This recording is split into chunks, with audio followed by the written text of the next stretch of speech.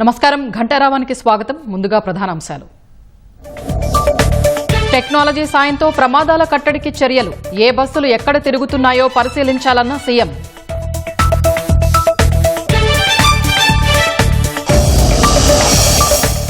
పరకామణి కేసుపై బృందాలుగా ఏర్పడి సిఐడి విచారణ. తిరుమలలో కమాండ్ కంట్రోల్ సెంటర్ పరిశీలన.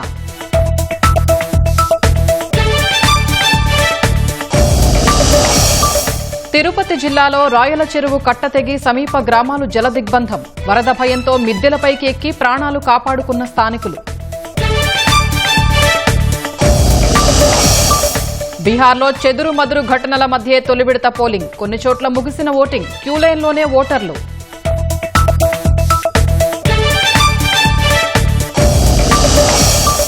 కొచ్చిలోని సదరన్ నేవల్ కమాండ్లో ఐఎన్ఎస్ ఇక్షక్ జల ప్రవేశం. నావికా దళానికి సాగర దిక్సూచిగా నిలవనున్న నౌక.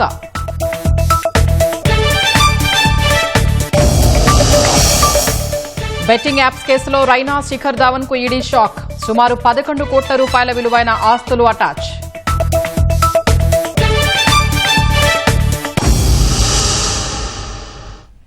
తిరుమల పరకామణిలో చోరీ కేసులో సిఐడి దర్యాప్తు కొనసాగుతోంది. హైకోర్టు ఆదేశాలతో పరకామణిలో చోరీపై బృందాలుగా విడిపోయి సిఐడి వివరాలు సేకరిస్తోంది. పరకామణి భవనం సీసీటీవీ కమాండ్ కంట్రోల్ సెంటర్ పరిశీలించామని సిఐడి డీజీ రవిశంకర్ అయ్యన్నార్ తెలిపారు. చోరీకి సంబంధించిన సీసీటీవీ దృశ్యాలు పరిశీలించామని, ఆధారాలు సేకరించాక నిందితుల వివరాలు వెల్లడిస్తామని చెప్పారు. పరకామణిలో చోరీ కేసుపై డిసెంబర్ 2న హైకోర్టుకు నివేదిక సమర్పిస్తామని రవిశంకర్ అయ్యన్నార్ స్పష్టం చేశారు. పరకామణి కౌంటింగ్ సెంటర్ కూడా వచ్చి చూసినాము. తర్వాత కమాండ్ కంట్రోల్ రూమ్ అన్ని కూడా చూసినాము. చూసిన తర్వాత ఆ రోజు జరిగిన సంఘటనలో క్యాప్చర్ అయిన సీసీటీవీ ఫుటేజెస్ ఏదైతే ఉందో అదంతా కూడా ఇక్కడ ఉంది. కాబట్టి మిగతా టీమ్ మెంబర్స్ అందరితో పాటు కూర్చొని దాన్ని దీర్ఘంగా విశ్లేషించడం జరిగింది. ఉన్న ఆధారాలన్నీ కూడా సేకరించుకున్నాము. ఇదన్నీ కూడా కలిపి మంచి ఒక రిపోర్ట్ తయారు చేసేసి ఆనరబుల్ హైకోర్ట్ ఆఫ్ ఆంధ్రప్రదేశ్లో డిసెంబర్ 2 రోజు సబ్మిట్ చేయడం జరుగుతుంది. అది ఇప్పుడు ఫర్దర్ ఇన్వెస్టిగేషన్లో వస్తుంది. ఇప్పుడు ముందే అంతా చెప్పకూడదు, ఎందుకంటే we have to gather prosecutable evidence ఉంటేనే వాడిని నిందితుడుగా చెప్పడం కరెక్ట్. సో వెయిట్ చేయండి అప్పుడు. ఓకే. ఏసీబీ తనపై నమోదు చేసిన కేసులో బెయిల్ మంజూరు చేయాలని కోరుతూ ఐపీఎస్ సంజయ్ దాఖలు చేసిన పిటిషన్పై విజయవాడ ఏసీబీ కోర్టు విచారణ జరిపింది. తదుపరి విచారణను ఈ నెల 10కి వాయిదా వేసింది. ప్రభుత్వ నిధులు దుర్వినియోగం చేశారని ఏసీబీ అధికారులు సంజయ్పై కేసు నమోదు చేశారు. ప్రస్తుతం సంజయ్ విజయవాడ జైల్లో జ్యుడిషియల్ రిమాండ్లో ఉన్నారు. ఇప్పటికే ఒకసారి సంజయ్ బెయిల్ పిటిషన్ను న్యాయస్థానం కొట్టివేసింది. గుంటూరు లాలాపేటలోని పలు బంగారు దుకాణాల్లో బ్యూరో ఆఫ్ ఇండియన్ స్టాండర్డ్స్ అధికారులు ఆకస్మిక సోదాలు నిర్వహించారు. ఆభరణాల నాణ్యతను పరిశీలించారు. పలు దుకాణాల్లో హాల్మార్క్ లేకుండా నగలు విక్రయిస్తున్నట్లు గుర్తించారు. నిబంధనలకు విరుద్ధంగా తక్కువ నాణ్యత గల బంగారు నగలు అమ్ముతున్నట్లు తేల్చారు. నాణ్యత ప్రమాణాలు పాటించకుండా బంగారు ఆభరణాలను విక్రయించే వ్యాపారులపై చర్యలు తీసుకుంటామని bureau of Indian standards joint director Arjun తెలిపారు. కొన్ని చోట్ల మాకు ఫిర్యాదులనే వచ్చాయండి. కొన్ని కస్టమర్స్ అక్కడ ఆర్నమెంట్ పైన కొన్ని హెచ్వైడి మార్కింగ్స్ గవర్నమెంట్ ముద్రాంకాలు కంపల్సరీ ఉన్నాయి. గత 2-3 సంవత్సరాల నుంచి కూడా నాకు తెలుసు. చాలా చోట్ల మనం చూసాము. అక్కడ కొన్ని చోట్ల వాళ్ళ దగ్గర లేకపోయేసరికి వాళ్ళు చాలామంది చెక్ చేస్తూ ఉంటారు. కంప్లైంట్స్ కూడా వస్తూ ఉంటాయి. సో దీని ప్రకారం మనం చెక్ చేస్తే ఇక్కడ చాలా ఐటమ్స్ హెచ్వైడి చేయట్లేదని వాళ్ళు అమ్ముతున్నారని చెప్తున్నారు. వాళ్ళు కూడా మిస్టేక్ ఉందని వాళ్ళు ఒప్పుకుంటున్నారు. కావాలంటే హెచ్వైడి చేసుకొని అమ్ముకోండి అని ఈజీగా వచ్చింది. ఈ లైసెన్స్ తీసుకోవడానికి కూడా మీకు లైసెన్స్ వితౌట్ ఎనీ సింగిల్ పైసా ఖర్చు లేకుండా ఫ్రీగా లైసెన్స్ ఇస్తున్నారు. ఎందుకు? మీరు ఫ్రీగా ఒకప్పుడు దీన్ని లైసెన్స్ తీసుకోవడానికి చాలా ఖర్చు అయ్యేది. వేలలో ఖర్చు అయ్యేది, లక్షల్లో ఖర్చు అయ్యేది పెద్ద షాపులు అయితే. కానీ అక్కడ ఏంటంటే వీళ్ళు లైసెన్స్ కూడా ఫ్రీగా ఇచ్చేస్తున్నాం. మేము హెచ్వైడి చేసుకోవాలి. ఇక్కడ గోల్డ్ ఆర్నమెంట్ పైన మనకుండే ఆర్నమెంట్స్ పైన కంపల్సరీ హెచ్వైడి మార్కింగ్ కంపల్సరీ ఉండాలి. అక్కడ లేవు వాళ్ళ దగ్గర. సో అవన్నీ చెక్ చేస్తున్నాం. ఇంకా కొన్ని జరుగుతూ ఉన్నాయి. కాకపోతే అక్కడ ఏంటంటే అవి అక్కడ అమ్మకూడదు, ఇల్లీగల్గా అంటే లీగల్ కాకుండా చేస్తున్నారు. కాబట్టి మేము దానికి సబ్మిట్ చేయాలి మన ఆఫీస్లో. తర్వాత యాక్షన్ తీసుకొని చేస్తారు. తర్వాత సో వెళ్ళిన దానికి మనం మాట్లాడలేము. ఇక్కడ ఉన్న ఐటమ్స్ అయితే చాలా ఐటమ్స్ మీరు చూస్తున్నారు అక్కడ ఉన్నాయి. ఆ ఐటమ్స్కి అయితే హెచ్వైడి లేవు. సో దాని ప్రకారం చేస్తారు అంతే. జనరల్గా మేము రెగ్యులర్ మార్కెట్ సర్వేని రెగ్యులర్ చేస్తాము. ఫిర్యాదులు వస్తే మాత్రం ఖచ్చితంగా తీసుకోవాలి. సో ఈరోజు అందుకని వచ్చాము సార్. ఛత్తీస్గఢ్లోని బిలాస్పూర్లో ఒకే ట్రాక్పై 3 రైళ్లు రావడం ప్రయాణికుల్ని భయాందోళనకు గురిచేసింది. ఇటీవల బిలాస్పూర్లోనే గూడ్స్ రైలును ప్యాసింజర్ రైలు ఢీకొట్టగా 11 మంది మృతి చెందారు. ఈ నేపథ్యంలో 3 రైళ్లను ఒకే ట్రాక్పై చూసిన ప్రయాణికులు కాసేపు భయాందోళనకు గురయ్యారు. అయితే ఈ 3 రైళ్లు ఒకే ట్రాక్పై ఎందుకు ఉన్నాయనే అంశంపై వివరాలను అధికారులు వెల్లడించలేదు.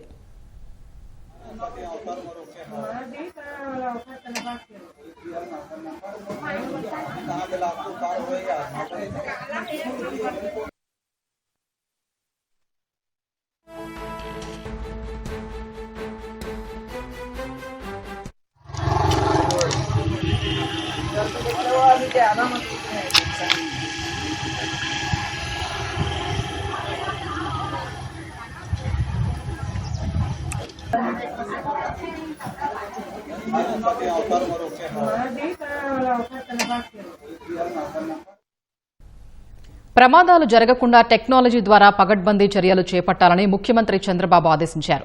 ఆల్ ఇండియా పర్మిట్లతో ప్రైవేటు ట్రావెల్స్ నడుపుతున్నారన్న సీఎం టెక్నాలజీ ద్వారా ఏ బస్సులు ఎక్కడ తిరుగుతున్నాయో పరిశీలించాలన్నారు. సచివాలయంలో డేటా డ్రివెన్ గవర్నెన్స్ పై మంత్రులు, కార్యదర్శులు, పోలీసు, అటవీ శాఖకు చెందిన సీనియర్ అధికారులతో చంద్రబాబు సమావేశం నిర్వహించారు. ఏదైతే మొత్తం రియల్ టైమ్ గవర్నెన్స్, ఇందులో సిటిజన్ డేటా టోటల్గా క్యాప్చర్ చేశాం. రియల్ టైం 42 పారామీటర్స్ వస్తున్నాయి. డేటా లేక్లో సింగిల్ ట్రూత్ ఆఫ్ ఇన్ఫర్మేషన్. మీ డిపార్ట్మెంట్కి సంబంధించినట్టు మీరు ఓనర్షిప్ తీసుకోవాల్సిన అవసరం ఉంది. ఓసారి రెగ్యులేటరీగా వచ్చినప్పుడు ఇక్కడ రాకపోవచ్చు. Reports are there all India level కానీ ఇవన్నీ కూడా ఆటోమేటిక్గా మీ డిపార్ట్మెంట్ అప్గ్రేడ్ చేసే స్టాండర్డ్స్, రిపోర్ట్స్ ఆటోమేటిక్గా వస్తూ ఉంటాయి. ఈరోజు ట్రాన్స్పోర్ట్ ఉంది. ఈ మధ్య యాక్సిడెంట్లు అవుతున్నాయి. యాక్సిడెంట్లు అయితే మనం మంది కాదని వదిలిపెడుతున్నాం. కరెక్ట్ కాదు. నిన్న మనం జరిగినట్టు ఏంటివి, కర్నూలులో జరిగిన బస్ ఫైరింగ్ కాలిపోయింది. కానీ ఆ బస్ ఎక్కడిది? ఆంధ్ర మనిషి, ఒరిస్సాలో registration, operation Hyderabad to Bengaluru. Incident జరిగింది కర్నూలు, లొకేషన్ ఆంధ్ర. ఇప్పుడు గవర్నమెంట్ ఆఫ్ ఇండియాలో ఒక పాలసీ ఏంటంటే ఆల్ ఇండియా పర్మిట్స్ వాళ్ళు ఇస్తారు. ఆల్ ఇండియా పర్మిట్స్ ఇచ్చినప్పుడు కొన్ని స్టేట్స్లో చాలా కాస్ట్ ఎఫెక్టివ్గా రిజిస్ట్రేషన్ చేస్తున్నారు. వాళ్ళు ఎప్పుడైతే చాలా ఫీజు తక్కువ ఉందో అందరూ అక్కడ మీరు రిజిస్ట్రేషన్ చేసుకుని దేశమంతా ఆపరేట్ చేస్తున్నారు. ఆ రాష్ట్రం రెగ్యులేట్ చేయడం లేదు. Is it not our response to bring to the government of India notice? That is where ఒక public policy government of India చేసినా మనం చేసినా దాని ఇంపాక్ట్ ఏంటి, రెగ్యులేట్ చేస్తున్నామా లేదా, పాలసీ చేసి వదిలిపెట్టడం కాదు. ఇన్సిడెంట్ జరిగితే ఒక ఇన్సిడెంట్ అడ్రస్ చేయడం కాదు, ఒక రెస్పాన్సివ్ బాధ్యత ప్రతి ఒక్కరు తీసుకోవాల్సిన అవసరం ఉంది. మొన్న చూసాం మనం శ్రీకాకుళంలో ఒక టెంపుల్ కొత్తగా టెంపుల్ కట్టారు. ఏకాదశి వచ్చింది, విపరీతంగా మనుషులు వచ్చారు. మనకు కూడా నోటీస్ రాలేదు, 9 మంది చనిపోయారు. Is it not our response to manage crowd management? Even అక్కడ సిఐకి తెలియకుండా, ఎస్ఐకి తెలియకుండా, పోలీస్ స్టేషన్ తెలియకుండా జరగడం ఏంటి? This is where I wanted to bring all of you together. Not only మనం చేసే పనులన్నీ కూడా అక్యురేట్గా డెసిషన్ మేకింగ్ తీసుకొని మనం ఇచ్చే వెల్ఫేర్ అంతా కరెక్ట్గా వెళ్తా ఉందా లేదా. వెల్ఫేర్ కరెక్ట్గా వెళ్ళిన తర్వాత రెగ్యులేటరీ అథారిటీస్ కరెక్ట్గా ఉండి ఎక్కడ ఒక సంఘటన జరగకుండా మనం ప్రొటెక్ట్ చేస్తున్నామా, ప్రివెంట్ చేస్తున్నామా లేదా. ఒక సంఘటన జరిగిన తర్వాత ఆ సంఘటన బేస్ చేసుకొని టోటల్గా ప్రక్షాళన చేస్తున్నామా లేదా. మొన్న విశాఖపట్నంలో ఒక సంఘటన జరిగింది. క్రాకర్స్ కాల్చారు, పేలి కొంతమంది చనిపోయారు. గవర్నమెంట్ వాళ్ళకి ఇవ్వాలి కాబట్టి కొంత ఆర్థిక సహాయం చేశారు పేద కుటుంబాలు. నిన్న మళ్ళీ అంబేద్కర్ కోనసీమ జిల్లాలో మళ్ళా రిపీట్ అయిందా ఇన్సిడెంట్ రిపీట్ అయిన తర్వాత ఎక్కడ ఎస్ఓపి ఉంది? మన దగ్గర ఎస్ఓపి ఉంది, పేపర్ మీద ఉంది. These where I'm asking all of you. మనకు ఆ శక్తి ఉంది, కెపాసిటీ ఉంది. ఇప్పుడు టెక్నాలజీని తీసుకొస్తున్నాం. ఒకవేళ మనం మర్చిపోయినా టెక్నాలజీ మనకు హెల్ప్ చేసే పరిస్థితిలో ఉండాలి. నెల్లూరు వెళుతున్న మంత్రి నారా లోకేష్ మార్గమధ్యలో టంగుటూరు టోల్ ప్లాజా వద్ద కొద్దిసేపు ఆగారు. ప్రకాశం జిల్లా నాయకులు లోకేష్ కు స్వాగతం పలికారు. పార్లమెంట్ సభ్యుడు Magunta Srinivasulureddy, maritime board chairman Damacharla Satya తదితరులు లోకేష్ తో కాసేపు ముచ్చటించారు. ప్రకాశం జిల్లాలో ఇటీవల వివాదం నెలకొన్న గ్రానైట్ పరిశ్రమల్ని ఆదుకోవాలని గ్రానైట్ యజమానులు కోరారు. సంక్షోభంలోకి నెట్టేసిన పరిశ్రమను కాపాడాలని లోకేష్ కు వినతి పత్రం సమర్పించారు. ప్రకాశం జిల్లాలో గత నెల రోజుల నుంచి ఏఎంఆర్ అనే సంస్థ వచ్చి గ్రానైట్ ఫ్యాక్టరీల్ని చాలా ఇబ్బందులు పెడతా ఉన్నారు. దాని నిమిత్తం ఈరోజు లోకేష్ బాబు గారు కావిలి పోతా ఉంటే మేము తెలుసుకొని వచ్చి లోకేష్ బాబు గారికి మా బాధలు, మా ఇబ్బందులు, పరిశ్రమ పడే బాధలన్నీ కూడా ఆయనకి విన్నవించుకోవటం జరిగింది. ఆయనకి అర్జీ రూపంలో ఇవ్వటం జరిగింది. గుంటూరు జిల్లా మంగళగిరి మండలం నీరుకొండలోని ఎస్ఆర్ఎం వర్సిటీలో ఫుడ్ పాయిజన్ అంశంపై ప్రభుత్వం నియమించిన విచారణ కమిటీ తనిఖీలు చేసింది. వర్సిటీలోని మెస్లను కమిటీ సభ్యులు క్షుణ్ణంగా పరిశీలించారు. యూనివర్సిటీకి సరఫరా అయ్యే నీరు, ఆహార నమూనాల్ని సేకరించి పరీక్షలకు పంపించారు. ఈ సాయంత్రంలోగా నివేదికను కలెక్టర్ తమీం అన్సారియాకు అందజేస్తామని తెనాలి సబ్ కలెక్టర్ సంజనా సిన్హా తెలిపారు. బుధవారం రాత్రి కళాశాలకు చెందిన విద్యార్థినికి ఫుడ్ పాయిజన్ కావడంతో ఆహారం నాణ్యత బాగోలేదని విద్యార్థులు ధర్నా చేశారు. దీంతో ఫుడ్ పాయిజన్ అంశంపై దర్యాప్తునకు ప్రభుత్వం విచారణ కమిటీను నియమించింది. ఘటనపై పూర్తి వివరాలు అందజేయాలని కలెక్టర్ తమీం అన్సారియాకు ఆదేశాలు జారీ చేసింది. తెనాలి సబ్ కలెక్టర్ సంజనా సిన్హా, జిల్లా వైద్యాధికారి, మంగళగిరి డీఎస్పీ, ఫుడ్ సేఫ్టీ అధికారులతో కలెక్టర్ ప్రత్యేక కమిటీని నియమించారు. వారు కళాశాలలో పర్యటించి విచారణ చేశారు. వారం రోజులుగా ప్రతిరోజు 50 మంది కడుపు నొప్పితో బాధపడుతూ కళాశాలలోని ప్రాథమిక ఆరోగ్య కేంద్రంలో చికిత్స తీసుకున్నట్లు గుర్తించామని సబ్ కలెక్టర్ సంజనా సిన్హా వెల్లడించారు. తిరుపతి జిల్లా కేవీబీపురం మండలం పాతపాలెం సమీపంలోని రాయల చెరువు కట్టకు గండిపడడంతో జలదిగ్బంధమైన గ్రామాలు బురదమయంగా మారాయి. ఈ ఉదయం రాయల చెరువుకు గండిపడడంతో కళత్తూరు, ఎస్ఎల్పురం, రాయపేడు గ్రామాల్ని వరద ముంచెత్తింది. స్థానికులు మిద్దెలపైకి ఎక్కి ప్రాణాలు కాపాడుకున్నారు. గ్రామాలు జలదిగ్బంధం కావడంతో స్థానికులు ప్రాణాలు అరచేతిలో పట్టుకుని కాలం వెళ్లదీశారు. వరద నీటిలో దాదాపు 1500 ఇళ్లు మునిగిపోయాయి.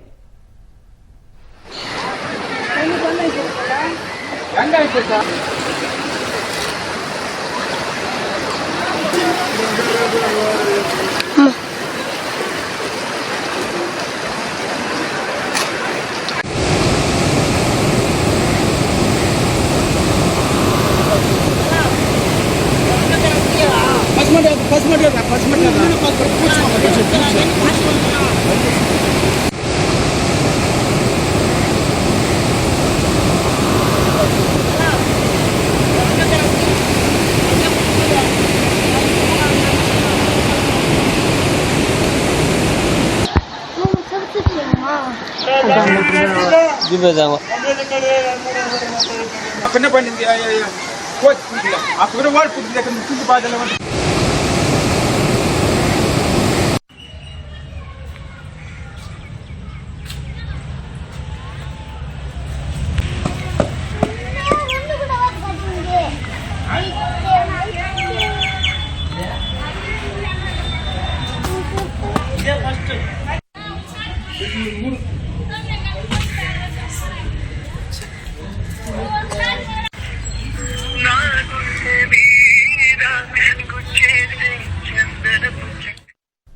ప్రస్తుతం వరద తగ్గడంతో సమీప గ్రామాలు తేరుకుంటున్నాయి. కళతూరులో ఎక్కడ చూసినా బురద, విరిగిపడిన చెట్లు, తెగిపడిన విద్యుత్ స్తంభాలు, తీగలే కనిపిస్తున్నాయి. రాయల చెరువు కట్ట తెగడం వల్ల దిగువ ప్రాంతాలకు తీరని నష్టం వాటిల్లింది. వరద నీరు కళతూరుతో పాటు పలు గ్రామాల మీద ప్రవహించడంతో ఇళ్లన్నీ చిత్తడితో మారాయి.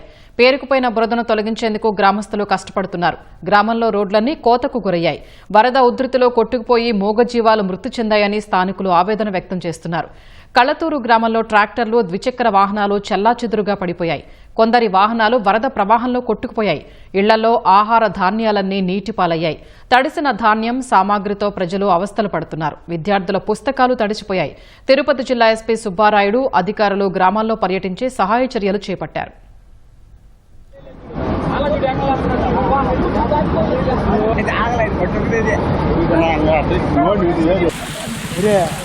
కలత్తూరు ఊరు మొత్తం నిండిపోయింది. ఆంజనేయ స్వామి విగ్రహం అంతా ఇటు వచ్చి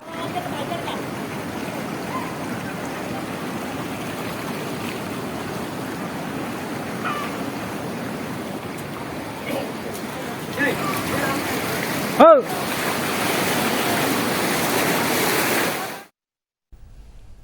వైసీపీ మాజీ ఎమ్మెల్యే ఉమాశంకర్ గణేష్ ట్రాక్టర్ ప్రమాద రూపంలో తన కుమారుణ్ణి పొట్టన పెట్టుకున్నారని అనకాపల్లి జిల్లాకు చెందిన దంపతులు సంచలన ఆరోపణలు చేశారు. వైసీపీ హయాంలో తమ కుమారుణ్ణి ఇసుక ట్రాక్టర్తో ఢీకొట్టించారని ఆరోపిస్తూ వీడియో విడుదల చేశారు. అనకాపల్లి జిల్లా మాకవరిపాలెం మండలం తామరం గ్రామానికి చెందిన పెద్దపల్లి సాయిలక్ష్మి సత్యనారాయణ 2 ఏళ్ల కిందట ట్రాక్టర్ ప్రమాదంలో చనిపోయారు. 2 ఏళ్లు అవుతున్నా నిందితుల్ని అరెస్టు చేయలేదని మృతుడి తల్లిదండ్రులు ఆవేదన వ్యక్తం చేశారు. ఇప్పటికైనా తమకు న్యాయం చేయాలని విజ్ఞప్తి చేశారు. నా కొడుకు టాటర్ కింద పడిపోయి చనిపోయాడు. ఇప్పుడు 2 సంవత్సరాలకు 3వ సంవత్సరం వచ్చిందండి. కానీ మాకు ఏ న్యాయం జరగలేదు బాబు. వైఎస్ఆర్ ప్రభుత్వంలో జరిగిందండి నా కొడుకు యాక్సిడెంట్. ఇసుక టాటర్ గుద్దించి ఇంటి పక్కన గుద్దించి మాకు తెలియకుండా పోలీసులతో వెళ్ళిపోయి ఆలు కమ్మప్ అయిపోయి మాకు ఈ దిక్కు దివాళ్ళు లేని బతుకులు చేసి మాకు ఎందుకు కాకుండా చేస్తారు బాబు. వాసును సర్వం 2 అన్నదమ్ములు పెట్లగా చేసు వీళ్ళందరూ కలిసి కావాలని చేశారండి.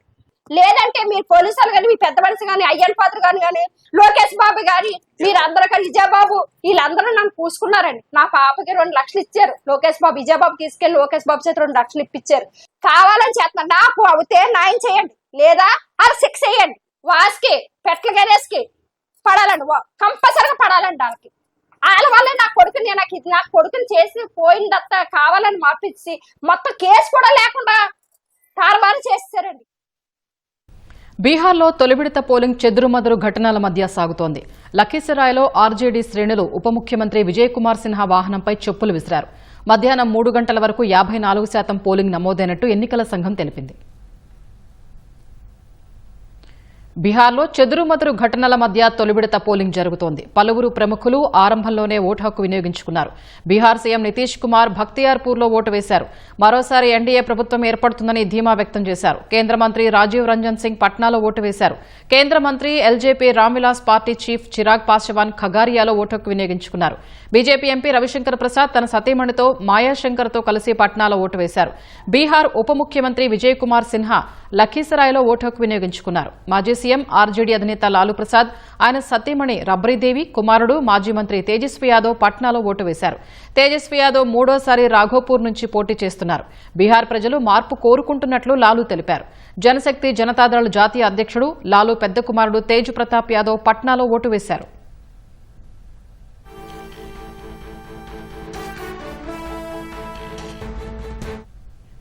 బీహార్లోని లఖీసరాయ్లో బీజేపీ సీనియర్ నేత ఉప ముఖ్యమంత్రి విజయ్ కుమార్ సిన్హాకు చేదు అనుభవం ఎదురైంది. ఓటు వేసి వెళుతున్న ఆయన వాహనాన్ని ఆర్జేడీ మద్దతుదారులు కొందరు అడ్డుకున్నారు. ఆయన కారుపై చెప్పులు, మట్టి, పేడ విసిరారు. విజయ్ సిన్హాకు వ్యతిరేకంగా నినాదాలు చేశారు. ఆర్జేడీ శ్రేణుల గూండాగిరిపై తీవ్రంగా స్పందించిన ఆయన అక్కడి నుంచే జిల్లా ఎస్పీకి ఫోన్ చేసి మాట్లాడారు. అదనపు బలగాల్ని పంపించాలని ఆదేశించారు. ఓటర్లను ఆర్జేడీ శ్రేణులు బెదిరిస్తున్నట్లు ఆయన ఆరోపించారు. ప్రజలు ఓటు వేయకుండా అడ్డుకుంటున్నట్లు తెలిపారు. ఆర్జేడీ గూండాలు తన కారుపై దాడి చేశారని, అందుకు బాధ్యులైన వారిపై చర్యలు తీసుకోవాలని ఆయన డిమాండ్ చేశారు. ఆర్జేడీ అధికారంలో లేకుంటేనే పరిస్థితి ఈ విధంగా ఉందని, అధికారంలో ఉంటే పరిస్థితులు ఎంత దారుణంగా ఉంటాయో ప్రజలు అర్థం చేసుకోవాలని విజయ్ సిన్హా అన్నారు. మరోవైపు సిన్హా ఆరోపణల్ని ఆర్జేడీ ఎమ్మెల్సీ అజయ్ కుమార్ సింగ్ తోసిపుచ్చారు. ఓడిపోతానన్న భయంతోనే విజయ్ కుమార్ సిన్హా తమపై ఆరోపణలు చేస్తున్నారని మండిపడ్డారు.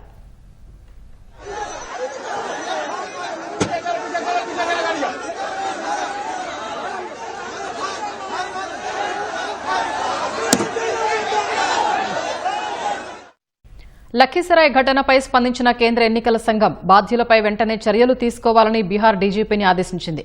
ఎవరూ కూడా చట్టాన్ని చేతుల్లోకి తీసుకోవడానికి అనుమతించబోమని సీఈసీ జ్ఞానేష్ కుమార్ స్పష్టం చేశారు. బాధ్యులపై కఠిన చర్యలు తప్పవని ఆయన హెచ్చరించారు.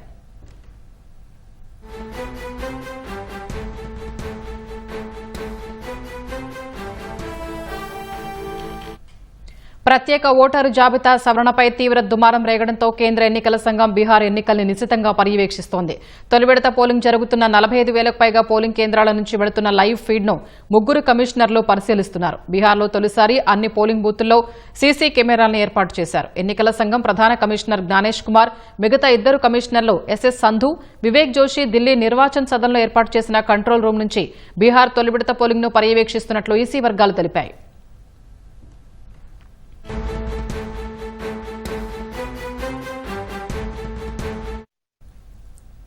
ప్రధాని మోదీ సీఎం నితీష్ కుమార్ జోడీ మాత్రమే బీహార్లో జంగల్ రాజును అడ్డుకుంటుందని కేంద్ర హోంశాఖ మంత్రి అన్నారు. ఎన్నికల ప్రచారంలో భాగంగా మోతీహరి సభలో పాల్గొన్న అమిత్ షా 2-3 నెలల క్రితం అక్రమ చొరబాటుదారుల్ని కాపాడేందుకు రాహుల్ గాంధీ బీహార్లో యాత్ర నిర్వహించారని ఆరోపించారు.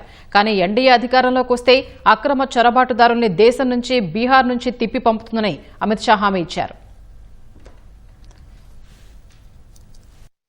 2 महीना 3 महीना पहले राहुल बाबा ने बिहार में यात्रा निकाली। यात्रा क्या किसानों के लिए निकाली थी? ना जी। पिछड़ों के लिए निकाली? ना जी। युवाओं के लिए निकाली? ना जी। यात्रा किस लिए निकाली उन्होंने घुसपैठिए को बचाने के लिए यात्रा निकाली। मोतिहारी वालों मुझे बताओ, बिहार की मतदाता सूची से घुसपैठिए को निकालना चाहिए या नहीं निकालना चाहिए? लालू और राहुल दोनों बिहार में घुसपैठिए को घुसाना चाहते और एक घुसपैठिए हमारे बिहार के युवाओं की रोजगारी छीनता है। एक घुसपैठिए हमारे गरीब का अनाज छीनता है। मैं लालू और राहुल को कहने के लिए आया हूं कि जितना जोर लगाना है लगा दो। हम देश से और बिहार से एक एक घुसपैठिए को निकाल कर रहेंगे। కర్ణాటక, మహారాష్ట్ర, హర్యానాలో మాదిరే బీహార్లోనూ ఓట్ల చోరీ చేసేందుకు బీజేపీ ప్రయత్నిస్తోందని కాంగ్రెస్ అగ్రనేత లోక్సభలో ప్రతిపక్ష నేత రాహుల్ గాంధీ ఆరోపించారు. దానిని అడ్డుకోవాల్సిన బాధ్యత యువతపై ఉందన్నారు. బీహార్లోని పూర్నియాలో జరిగిన ఎన్నికల ప్రచారంలో పాల్గొన్న రాహుల్ పోలింగ్ బూతుల వద్ద యువత జాగ్రత్తగా ఉండి ఓట్ల చోరీ అడ్డుకోవాలని పిలుపునిచ్చారు. బీహార్ యువతకు నితీష్ కుమార్ ప్రభుత్వం సరైన ఉపాధి కల్పించకుండా కార్మికులుగా మార్చిందని ఆరోపించారు. ఇప్పుడు దేశంలో ఎక్కడ చూసినా బీహార్ యువతే కార్మికులుగా పనిచేస్తున్నారని విమర్శించారు. దేశంలో యువత నిరుద్యోగులుగా మిగిలిపోయే బిలియనీర్ల పాలనను ప్రధాని నరేంద్ర మోదీ కోరుకుంటున్నారని రాహుల్ దుయ్యబట్టారు.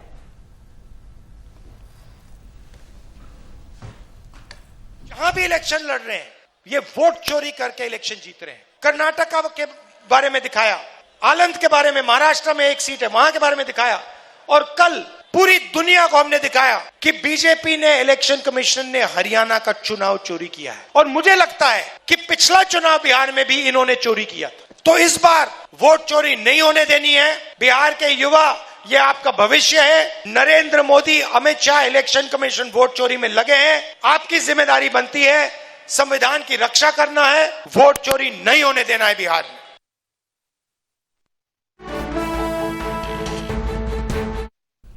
ఆస్ట్రేలియాతో జరిగిన 4వ టీ20లో భారత్ ఘన విజయం సాధించింది. క్వీన్స్లాండ్ వేదికగా జరిగిన ఈ మ్యాచ్లో టాస్ ఓడి తొలుత బ్యాటింగ్ చేసిన భారత్ 8 వికెట్లకు 167 పరుగులు చేసింది. గిల్ 46, అభిషేక్ శర్మ 28, శివం దూబే 22, అక్షర్ పటేల్ 21, సూర్యకుమార్ యాదవ్ 20 పరుగులు చేశారు. 168 పరుగుల లక్ష్యంతో బరిలోకి దిగిన ఆస్ట్రేలియా భారత బౌలర్ల ధాటికి 119 పరుగులకే కుప్పకూలింది. వాషింగ్టన్ సుందర్ 3 వికెట్లు తీగా అక్షర్ పటేల్, శివం దూబే చెరో 2 వికెట్లు పడగొట్టారు. ఈ విజయంతో 5 టీ20ల సిరీస్లో భారత్ 2-1 ఆధిక్యంలోకి దూసుకెళ్లింది. సిరీస్లో చివరిదైన 5వ టీ20 బ్రిస్బెన్ వేదికగా ఈ నెల 8న జరగనుంది.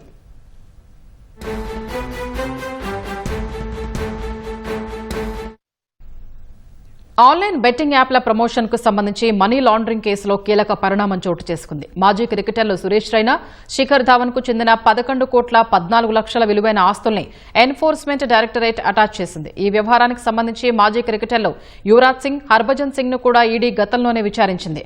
శిఖర్ ధావన్ కు చెందిన 4.5 కోట్ల విలువైన స్థిరాస్తి, రైనాకు చెందిన 6.64 కోట్ల విలువైన మ్యూచువల్ ఫండ్ ను ఈడీ అటాచ్ చేసింది. ఆన్లైన్ బెట్టింగ్ యాప్ల కోసం తెలిసే ఈ ఇద్దరు క్రికెటర్లు విదేశీ సంస్థలతో ఎండార్స్మెంట్ ఒప్పందాలు కుదుర్చుకున్నారని దర్యాప్తులో తేలింది. వీరిద్దరిని ఈడీ ఇప్పటికే విచారించింది. 80% స్వదేశీ పరిజ్ఞానంతో నిర్మించిన ఐఎన్ఎస్ ఇక్షక్ కొచ్చి నేవల్ కమాండ్లో జలప్రవేశం చేసింది. దేశ రక్షణలో సరికొత్త అధ్యాయంగా ఐఎన్ఎస్ ఇక్షక్ నిలవనుంది. దీని ద్వారా సముద్ర సర్వే వ్యవస్థలో కీలక ముందడుగు పడింది. ఈ కార్యక్రమంలో chief of naval staff admiral Dinesh K Tripathi పాల్గొన్నారు. ఇక్షక్ నౌకను గార్డెన్ రీచ్ షిప్ బిల్డర్ సంస్థ నిర్మించింది. ఇక్షక్ అంటే సంస్కృతంలో మార్గదర్శి అనే అర్థం వస్తుంది. సముద్ర తీరాలు, హార్బర్లు, పోర్టుల్లో డీప్ వాటర్ హైడ్రోగ్రాఫిక్ సర్వేల కోసం ప్రత్యేకంగా ఐఎన్ఎస్ ఇక్షక్ ను రూపొందించారు. సముద్రాల్లో సురక్షితమైన నావిగేషన్ రూపొందించడానికి సముద్ర గస్తీల్లో భద్రతను బలోపేతం చేసేందుకు ఇక్షక్ నౌక అందించే సమాచారం కీలకంగా మారనుంది. తద్వారా సముద్ర సర్వే వ్యవస్థలో ఐఎన్ఎస్ ఇక్షక్ సరికొత్త అధ్యాయం లిఖించనుంది. యుద్ధ విమానాలు దూసుకెళ్లేందుకు, హెలికాప్టర్లు ల్యాండ్ అయ్యేందుకు ప్రత్యేకమైన డెక్ను సైతం ఐఎన్ఎస్ ఇక్షక్ నౌకలో ఏర్పాటు చేశారు.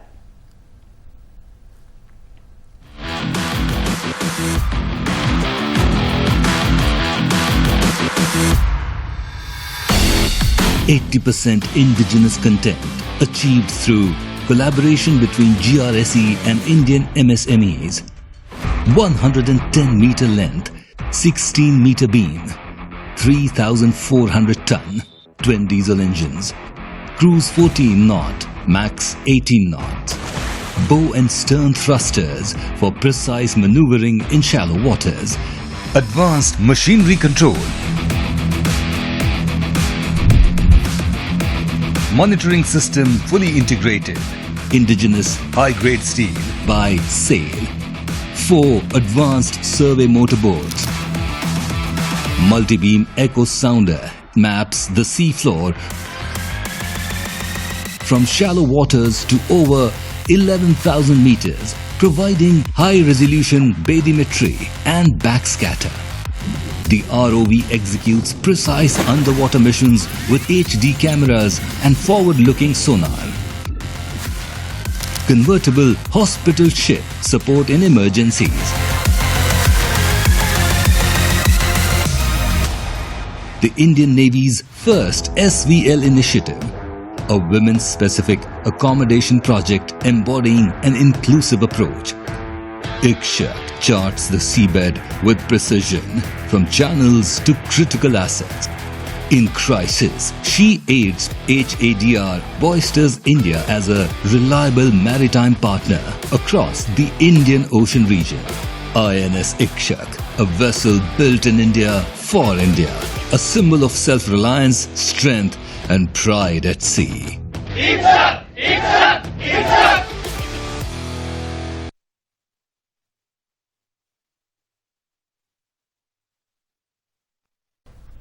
మయన్మార్లోని ఓ సైబర్ స్కామ్ సెంటర్ నుంచి థాయిలాండ్కు పారిపోయిన 270 మంది భారతీయ పౌరుల్ని కేంద్రం స్వదేశానికి రప్పించింది. గత నెల చివరిలో మయన్మార్ మైవాడి నగరంలోని కేకే పార్క్ సైబర్ సెంటర్పై సోదాలు జరిగిన తర్వాత అందులో పనిచేస్తున్న సిబ్బంది థాయిలాండ్కు పారిపోయారు. ఇందులో 500 మంది భారతీయులు సహా 28 దేశాలకు చెందిన దాదాపు 1500 మంది థాయిలాండ్కు పరారయ్యారు. ఈ నేపథ్యంలో మేసోట్ నగరంలో 270 మంది భారతీయుల్ని గుర్తించిన థాయ్ ప్రభుత్వం భారత సర్కారుకు సమాచారం ఇచ్చింది. వారందరినీ భారత వైమానిక దళానికి చెందిన 2 విమానాల ద్వారా తరలించారు. ఈ మేరకు బ్యాంకాక్లోని భారత రాయబార కార్యాలయం వెల్లడించింది. ఇందులో 26 మంది మహిళలు ఉన్నట్లు పేర్కొంది. వారందరూ థాయిలాండ్లోకి అక్రమంగా ప్రవేశించి ఆ దేశ చట్టాల్ని ఉల్లంఘించినందుకు వారిని అధికారులు అదుపులోకి తీసుకున్నట్లు తెలిపింది. మిగిలిన వారిని కూడా తీసుకొచ్చేందుకు శుక్రవారం మరిన్ని విమానాల్ని భారత్ పంపనుంది. ఉద్యోగాల పేరుతో సైబర్ ముఠాలు భారతీయ పౌరులకు వలవేసి Cambodia, Myanmar, Laos, Philippines, Malaysia వంటి దేశాల్లో వారితో బలవంతంగా సైబర్ నేరాలు చేయిస్తున్నాయి.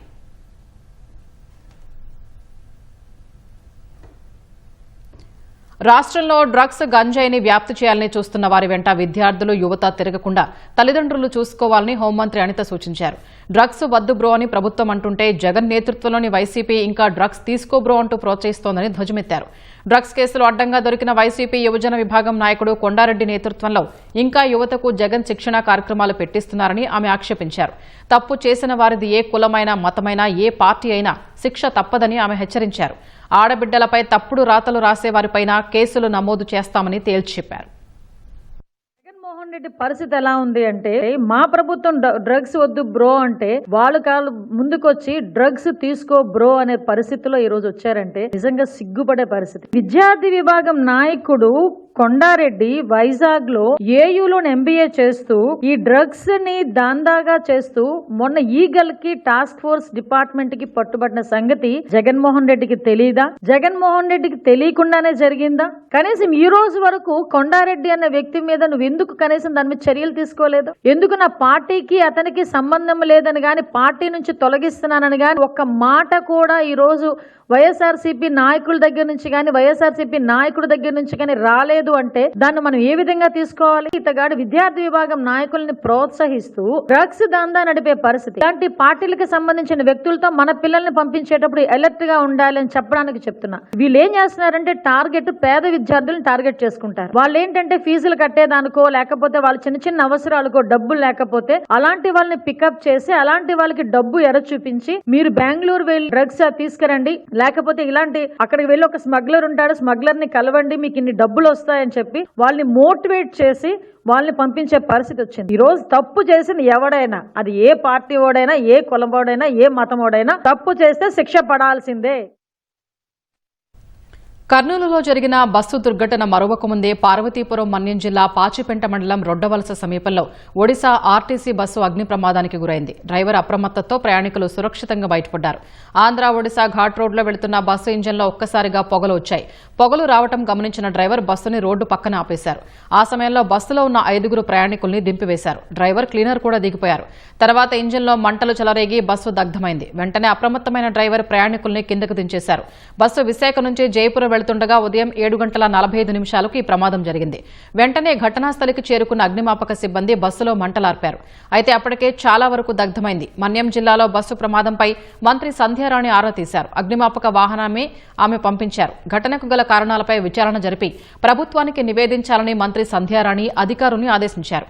బస్సు ప్రమాద ఘటనపై మంత్రి అచ్చెన్నాయుడు ఎస్పీతో ఫోన్లో మాట్లాడి వివరాలు అడిగి తెలుసుకున్నారు. ప్రయాణికులకు ఎలాంటి ప్రమాదం జరగలేదని మంత్రికి ఎస్పీ వివరించారు. చూస్తుంటే ఇది bus recent model, engine maybe ghat లో వేడెక్కడం వల్ల ఈ షార్ట్ సర్క్యూట్ జరిగి ఇంజన్ లో మంటలు వ్యాప్తి చెందడం వల్ల ఈ బస్సుకి ఫైర్ యాక్సిడెంట్ జరిగినట్టు ఉన్నది. ఫర్దర్ డీటెయిల్ గా ట్రాన్స్పోర్ట్ డిపార్ట్మెంట్ వాళ్ళతో, ఫైర్ డిపార్ట్మెంట్ వాళ్ళతో ఇన్స్పెక్షన్ చేయించి దీనికి ఎందుకు ఈ ఫైర్ యాక్సిడెంట్ జరిగిందనే కారణాలు వెలికి తీస్తాం. Thank you. రాష్ట్రంలో ఏ కుంభకోణం జరిగినా వాటి దారులు తాడేపల్లి ప్యాలెస్ కు చూపిస్తున్నాయని మంత్రి సవిత విమర్శించారు. రైతులు, బీసీలపై మాట్లాడే అర్హత వైసీపీ అధ్యక్షుడు జగన్ కు లేదని మండిపడ్డారు.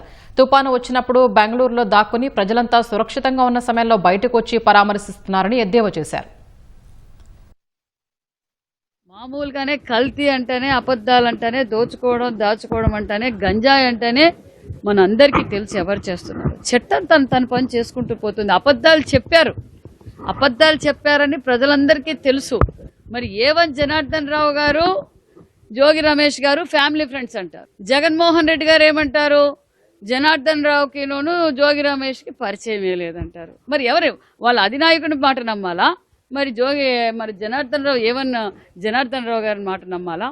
చట్టం తన పని చేసుకుపోతుంది. వాళ్ళు గవర్నమెంట్ మీద బురద జల్లాలని చూస్తున్నారు. ఇప్పుడు జగన్మోహన్ రెడ్డి గారికి బీసీ కార్డు గుర్తొస్తుంది. గత 5 సంవత్సరాలుగా జగన్మోహన్ రెడ్డి గారికి బీసీల పైన మరి ఏ విధంగా అమర్నాథ్ గౌడ్ బీసీ, చంద్రయ్య బీసీ, ఈ రోజు ఇక్కడి నుంచే అమరావతి నుంచి తిరుమల దేవస్థానానికి పాదయాత్ర చేసిన రైతులు, మరి బీసీలు, మహిళలు, రైతన్నులు. ఈ రోజు సడన్ గా జగన్మోహన్ రెడ్డి గారికి రైతులు గుర్తొస్తారు, బీసీ కార్డులు గుర్తొస్తారు, మహిళలు గుర్తొస్తారు, మరి తుఫాన్ గుర్తొస్తుంది, వరదలు గుర్తొస్తాయి జగన్మోహన్ రెడ్డి గారు. ఇదే వరదలు వచ్చినప్పుడు జగన్మోహన్ రెడ్డి గారు ఇక్కడ ఉండరు. ఇదే తుఫాన్ వచ్చినప్పుడు జగన్మోహన్ రెడ్డి గారు ఇక్కడ ఉండరు. జగన్మోహన్ రెడ్డి గారికి బీసీల గురించి అయినా, మరి రైతన్నుల గురించి అయినా మాట్లాడే అర్హతే జగన్మోహన్ రెడ్డి గారికి లేదు. గ్రామ సచివాలయాన్ని విజన్ యూనిట్ గా మార్చి సమర్థంగా వాడాలని ముఖ్యమంత్రి చంద్రబాబు నిర్దేశం చేశారు. సచివాలయంలో డేటా డ్రివెన్ గవర్నెన్స్ పై మంత్రులు, కార్యదర్శులు, పోలీసు, అటవీ శాఖకు చెందిన సీనియర్ అధికారులతో చంద్రబాబు సమావేశం నిర్వహించారు. ఇటీవల తుపానును సాంకేతికతతో ప్రాణ, ఆస్తి నష్టం తగ్గించగలిగామన్నారు. 1.5 years నుంచి మనం కొన్ని సిస్టమ్స్ బిల్డప్ చేశాం. టెక్నాలజీ అంతా కూడా అడాప్ట్ చేసుకొని, దానివల్ల ఇటీవల కాలంలో ఏదైతే సైక్లోన్ వచ్చిందో ఆ సైక్లోన్ని సమర్థవంతంగా టోటల్ టెక్నాలజీని ఉపయోగించుకొని మనం ముందుకు పోగలిగాం. దానివల్ల చాలా వరకు మనకు మంచి ఫలితాలు వచ్చే పరిస్థితి వచ్చింది. ఇంకొక పక్కన ఏదైతే సైక్లోన్ని ముందుగానే ట్రాక్ చేయడం, అదే మరి మనకుండే అవేర్ కానీ, డేటా కానీ ఇవన్నీ సింక్ చేసుకోవడం, ఇక్కడ సెక్రటరియట్ దగ్గర నుంచి లాస్ట్ మైల్లో ఉండే గ్రామ సచివాలయం వరకు ఇప్పుడు దాని పేరు కూడా మనం మార్చుకుంటున్నాం. ఎందుకంటే విజన్ యూనిట్ కింద వాళ్ళందరూ కూడా ట్రాన్స్ఫార్మ్ చేయాల్సిన అవసరం ఉంది. అందుకే ఆ విజన్ యూనిట్ను కూడా మనం సమర్థవంతంగా ఉండే వాళ్ళందరినీ ఉపయోగించుకున్నాం. లైన్ డిపార్ట్మెంట్స్ ఉన్నాయి. జిల్లా, మండల్, కాన్స్టిట్యున్సీ కింది వరకు లైన్ డిపార్ట్మెంట్స్ ఎక్కడికి వస్తే అంతవరకు కూడా అందరినీ యాక్టివేట్ చేశాం. టైం టు టైం అలర్ట్స్ పంపించాం, అప్రమత్తం చేశాం. దానికి కావాల్సిన యాక్షన్ ప్లాన్ కూడా తయారు చేసుకొని మనం అనుకున్న ప్రకారం ప్రాణ నష్టాన్ని పూర్తిగా తగ్గించగలిగాం. చాలా వరకు మినిమైజ్ చేశాం. అదే మరిగా ఆస్తి నష్టాన్ని కూడా మనం చాలా వరకు నివారించగలిగాం. ఎప్పుడైనా తుఫాను వచ్చినప్పుడు, అధిక వర్షాలు వచ్చినప్పుడు పంటలు పూర్తిగా నష్టపోతాయి. ఈసారి కూడా పంటలు నష్టపోయే పరిస్థితికి వచ్చింది. అవన్నీ కూడా రియల్ టైంలోనే బేరీ చేసుకొని మనం ముందుకు పోయే పరిస్థితికి వచ్చాం. రాష్ట్రానికి దాదాపు 10 లక్షల కోట్ల పెట్టుబడుల సాధనే లక్ష్యంగా విశాఖలో భాగస్వామ్య సదస్సు జరగనుందని మంత్రి సంధ్యారాణి తెలిపారు. ఈ నెల 14, 15 తేదీల్లో జరిగే ఈ సదస్సు వల్ల వెనుకబడిన ఉత్తరాంధ్రకు ఎంతో మేలు జరుగుతుందని వివరించారు. రాష్ట్రానికి ప్రజలకు మేలు జరుగుతుంటే కుట్రలతో అడ్డుకునే ఆలోచనలు జగన్కు తగవని హితవు పలికారు. రాష్ట్రాభివృద్ధికి సీఎం చంద్రబాబు, మంత్రి లోకేష్ చేసే యజ్ఞాన్ని అడ్డుకునే మారీచుడులా జగన్ తయారయ్యారని దుయ్యబట్టారు. రైతు పరామర్శ పేరుతో జగన్ విన్యాసాలు చూసి ప్రజలు నవ్వుకుంటున్నారని ఎద్దేవా చేశారు.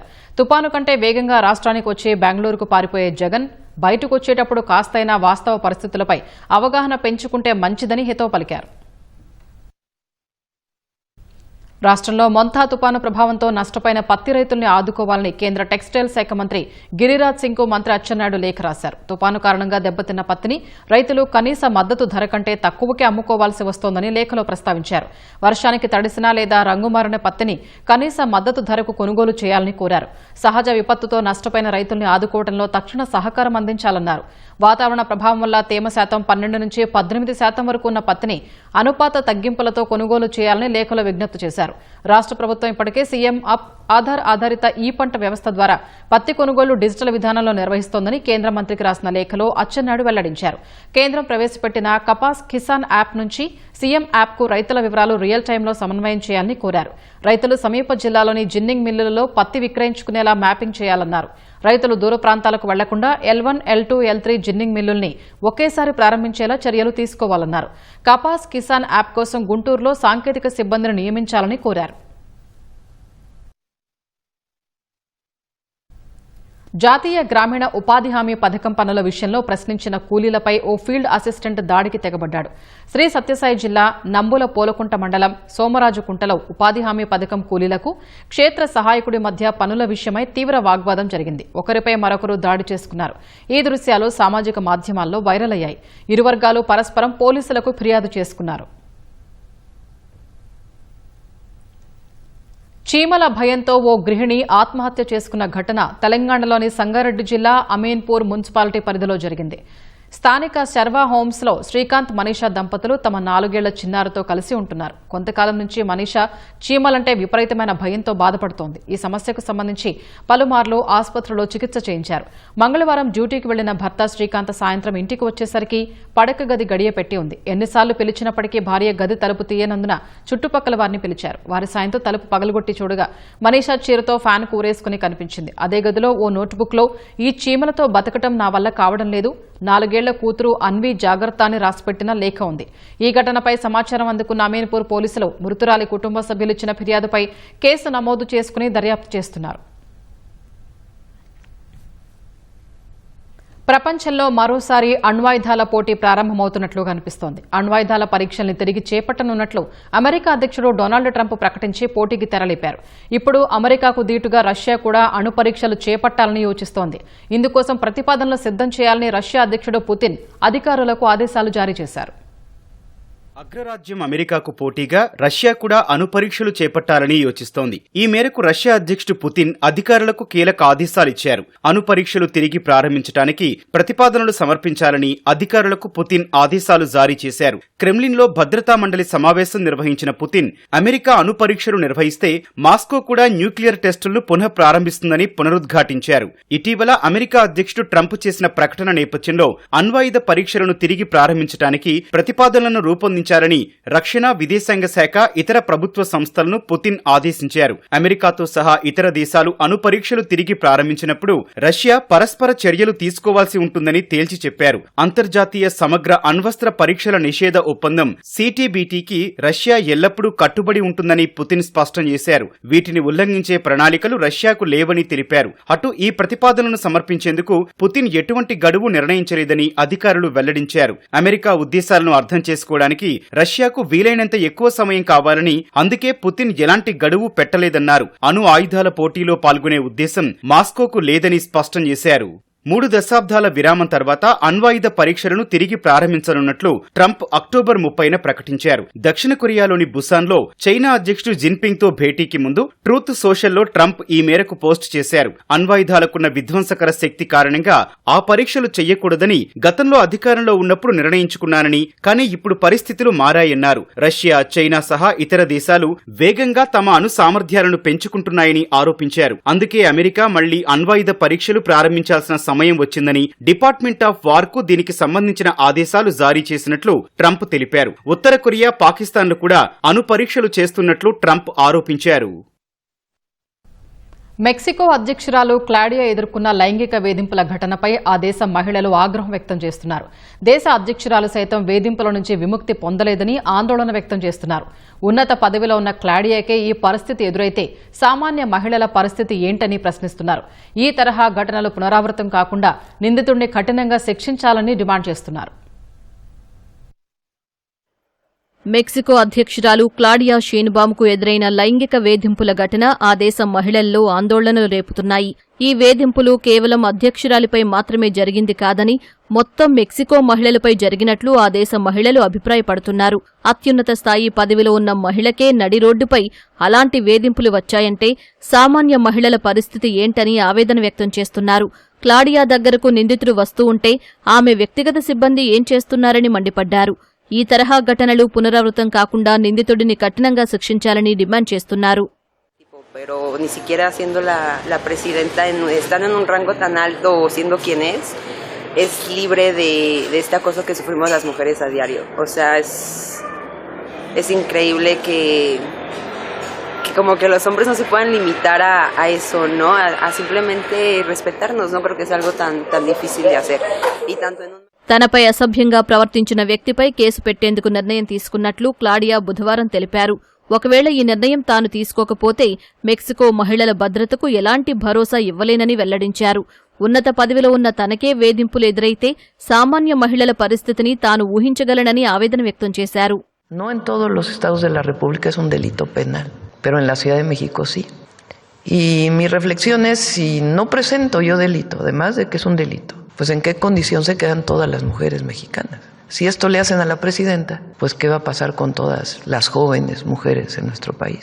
Entonces tiene que, es en la Fiscalía General de Justicia de la Ciudad de México, porque es un delito del fuero común, presente denuncia. Resulta que esta persona después estuvo acosando a otras mujeres, ahí mismo en esa calle, entonces está detenido. మిచోకాన్లో Claudia మంగళవారం ఓ బహిరంగ కార్యక్రమానికి హాజరయ్యారు. అక్కడ Claudia ప్రజలతో మాట్లాడుతూ ఉండగా వెనక నుంచి వచ్చిన ఓ వ్యక్తి చేయి వేస్తూ ఆమెను ముద్దు పెట్టుకోబోయాడు. వెంటనే భద్రతా సిబ్బంది అతణ్ణి పక్కకు నెట్టారు. అయినప్పటికీ అతడు క్లాడియాను అసభ్యంగా తాకుతూ ఉండడంతో ఆమె ఇబ్బంది పడుతూ అతడి చేతిని పక్కకు నెట్టారు. ఆ వ్యక్తి మద్యం మత్తులో ఉన్నట్లు అధికారులు పేర్కొన్నారు. ఈ ఘటనకు సంబంధించిన దృశ్యాలు సామాజిక మాధ్యమాల్లో వైరల్గా మారడంతో నెటిజన్లు ఆగ్రహం వ్యక్తం చేస్తున్నారు. సైన్స్ ఎక్స్పోజర్ టూర్ పేరుతో ఢిల్లీలో పర్యటిస్తున్న విద్యార్థులతో కేంద్ర మంత్రి రామ్మోహన్ నాయుడు భేటీ అయ్యారు. అనంతరం మాట్లాడుతున్నారు. ప్రత్యక్ష ప్రసారం ద్వారా చూద్దాం. గ్లోబలైజేషన్ తాలూకా ఇంపాక్ట్ ఆ రకంగా క్రియేట్ అయింది. ఇప్పటికే చాలా ఎగ్జాంపుల్స్ ఉన్నాయి. మీ గ్రామాల్లో మీరు చూడొచ్చు, చాలా మంది ఇంటర్నేషనల్ లెవెల్లో పనిచేస్తున్నారు, వేరే కంట్రీస్లో కూడా ఉన్నారు. అది ఇంకా పెరగబోతుంది. అండ్ వరల్డ్ కూడా ఈరోజు మారుతుంది. రకరకాల ఇన్నోవేషన్స్ వస్తున్నాయి. ప్రతి ఫీల్డ్లో కూడా టెక్నాలజీని మనం చూస్తున్నాం. ఎడ్యుకేషన్లో చూస్తున్నాం. మీ డిజిటల్ క్లాస్ రూమ్స్ ఉన్నాయి కదా, చాలా దగ్గరలో ఎక్స్పీరియన్స్ చేస్తున్నారు. సో ఎడ్యుకేషన్లో కూడా టెక్నాలజీ ఈరోజు ఇంటర్వెన్షన్ ఉంది. హెల్త్ ఫీల్డ్లో టెక్నాలజీ ఇంటర్వెన్షన్ ఉంది. అలాగే మెకానికల్లో ఏ ఫీల్డ్ మీరు తీసుకున్నా సరే ప్రతి ఒక్క సబ్జెక్ట్లో కూడా టెక్నాలజీ ఇంటర్వెన్షన్ అనేది ఆ సబ్జెక్ట్ అంతా కూడా ఈరోజు డిఫరెంట్ వేలో ఈరోజు ప్రొజెక్ట్ అవుతుంది. మరి అది తెలుసుకొని మీరు ఆ ఆపర్చునిటీస్ కానీ ఆ స్థాయిలో మీరు క్యాప్చర్ చేసుకోవాలనంటే మీకు టెక్నాలజీ తెలియాలి. ఈరోజు వరల్డ్లో ఏ టెక్నాలజీ నడుస్తుంది, అది ఏ రకంగా గ్రో అయింది, ఆ టెక్నాలజీ ఫీల్డ్లో సైన్స్ ఫీల్డ్లో ఈరోజు ఎక్స్పర్ట్స్ ఎవరైతే ఉన్నారో వాళ్ళు ఏం ఆలోచిస్తున్నారు, ఏం ఆలోచించుకొని నిర్మించబోతున్నారు, ఇది యంగ్ ఏజ్లో కానీ మీ అందరికీ కూడా ఎక్స్పీరియన్స్ వస్తే మీ ప్లానింగ్ ఇంకా బాగుంటుంది. కొంత కన్ఫ్యూజన్ ఉండొచ్చు ఈ ఏజ్లో ఉండేటప్పుడు. సరే ఇప్పుడు స్కూల్ ఫినిష్ చేసుకుందాం, మీ డిఫైన్డ్ పాత్ స్కూల్ తర్వాత ఇంటర్ కాలేజ్ వస్తుంది, ఇంటర్ కాలేజ్ తర్వాత డిగ్రీయో ఇంజనీరింగ్ ఇవన్నీ కూడా చేయాలి. కాకపోతే అంతవరకే చాలామంది పరిమితం అయిపోతున్నారు. ఇంకా లార్జర్ స్కేల్లో మీ డ్రీమ్స్ ఏంటి, మీ ప్యాషన్ ఏంటి, మీరు నిజంగా మీరు సెట్ చేసుకున్నటువంటి గోల్స్ ఏంటి అనేది ఎక్కువ మంది ఆలోచించలేకపోతున్నారు. ఎందుకంటే వాళ్ళకి క్లారిటీ ఉండట్లేదు. మీకు ఇంజనీరింగ్ నచ్చొచ్చు, ఇంజనీరింగ్లో 20-25 ఫీల్డ్స్ ఉన్నాయి. ఎక్కువ మంది ఇంజనీరింగ్లో కంప్యూటర్ సైన్స్ చేస్తున్నారు, ఎందుకనంటే కంప్యూటర్ ఇష్టం అని. కానీ కంప్యూటర్ ఇష్టం అన్నా సరే ఆ కంప్యూటర్ ద్వారా మీకు నచ్చిన విషయాల్లో చేంజెస్ ఎలా తీసుకొని రావచ్చు, ఆ క్లారిటీ వాళ్ళకి అందరికి ఉండట్లేదు. సరే మెకానికల్ ఇంజనీరింగ్ ఇష్టం, బట్ మెకానికల్ ఇంజనీరింగ్ మీరు చేస్తే మీ ద్వారా సొసైటీకి ఏం చేంజెస్ తీసుకొని రావచ్చు, లేకపోతే మీ గోల్స్ అండ్ ఆస్పిరేషన్స్ని మెకానికల్ ఇంజనీరింగ్ ద్వారా ఎలా రీచ్ అవుట్ అవ్వచ్చు. అప్పుడు మీకు ఆ విషయాలన్నీ కూడా యంగ్ ఏజ్లో కానీ కొంచెం తెలిసి మీలో ఉన్నటువంటి ఆ ప్యాషన్ని, ఇంట్రెస్ట్ని దాంతో తోడు చేసుకోగలిగితే మీ కెరియర్ ప్లానింగ్కి కూడా అది చాలా ఉపయోగపడుతుంది. అందుకని మీరు స్టెమ్లో ఎక్సెల్ అయిన వాళ్ళందరికీ కూడా మీకు అందులో ఇంకా మోర్ ఎక్స్పోజర్ కానీ మనం ఇవ్వగలిగితే మీరు ఇంకా చాలా స్పెసిఫిక్గా మీరు సబ్జెక్ట్స్ చూస్ చేసుకోవచ్చు. రాకెట్స్ గురించి తెలుసుకుంటున్నారు, రాకెట్స్లో 100 డిఫరెంట్ సిస్టమ్స్ ఉంటాయి. అందులో ఏ సిస్టంలో మీకు ఇంట్రెస్ట్ పుట్టి ఏ సిస్టమ్ని మీరు తెలుసుకోవాలనుకుంటున్నారో ఆ రాకెట్ తెలిస్తే, దాని తాలూకా బిల్డింగ్ తెలిస్తేనే కదా మీరు ఇచ్చేసుకోగలరు. ఆ రాకెట్ బిల్డింగ్ తాలూకా ఎక్స్పోజర్ అందరికీ కూడా రాదు. థ్యాంక్స్ టు లోకేష్ అన్న అలాంటి ఎక్స్పోజర్ అన్నీ కూడా ఈ ఏజ్లో మీ అందరికీ కూడా క్రియేట్ చేస్తున్నాం. మా ఎక్స్పెక్టేషన్స్ మీ మీద అలా ఉన్నాయి. జనాలకి మామూలుగా మా మీద ఎక్స్పెక్టేషన్స్ ఉంటాయి, ఇది మార్చాలి, అది చేయాలి, ఇది చేయాలని. మా ఎక్స్పెక్టేషన్స్ ఎవరి మీదో తెలుసా? లోకేష్ అన్న గారి ఎక్స్పెక్టేషన్స్ కానీ, నా ఎక్స్పెక్టేషన్స్ కానీ, మన ముఖ్యమంత్రి చంద్రబాబు నాయుడు గారి ఎక్స్పెక్టేషన్స్ కానీ మీ అందరి మీద ఉన్నాయి.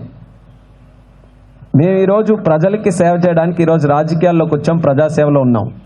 కానీ మా అందరి ఎక్స్పెక్టేషన్స్ ఏంటంటే మీ అందరి కోసం మంచి ప్లాట్ఫామ్స్ క్రియేట్ చేయాలి. మీ అందరూ ఎక్సెల్ అవ్వడానికి, మీ గోల్స్, మీ డ్రీమ్స్ అన్నీ కూడా, మీ టార్గెట్స్ అచీవ్ అవ్వడానికి మీ అందరికీ ఒక మంచి ప్లాట్ఫామ్ క్రియేట్ చేయాలని ఆ ప్రయత్నంలోనే ఈరోజు ఈ ఎక్స్పోజర్ మీట్ అన్నీ కూడా పెట్టాం. And I'm truly meaning it that this is going to be a very successful meet. మీరు ఏ రకంగా ఈ యొక్క ఎక్స్పోజర్ మీట్ని మీరు వినియోగించుకుంటారో దీని ద్వారా ఫ్యూచర్లో కూడా దీని తాలూకా సక్సెస్ బేస్ అయి ఉంటుంది. సో సక్సెస్ని మనం కంటిన్యూ చేయాలంటే, ఈ ప్రోగ్రామ్ తాలూకా సక్సెస్ని కంటిన్యూ చేయాలనంటే ఇది ఖచ్చితంగా మీ అందరికీ మీ లైఫ్లో ఒక మంచి పాత్ డిసైడ్ చేసుకోవడానికి దీన్ని యూటిలైజ్ మీరు అందరూ కూడా చేసుకోవాలి.